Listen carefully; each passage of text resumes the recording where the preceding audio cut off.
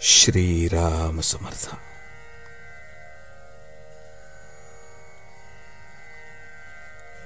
भगवंतावर अकारण प्रेम करावे.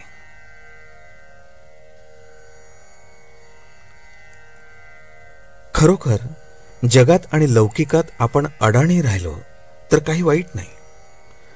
भगवंताच्या मार्गामध्ये त्याचा फायदाच होईल.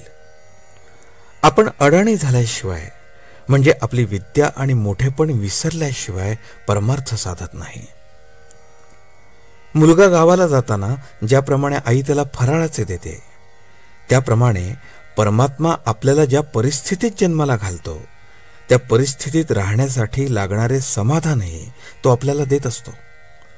ते घ्यायची आपली लायकी मात्र पाहिजे. जिथे असमाधान फार, तिथे दुष्ट शक्तींना काम करायला वाव मिळतो.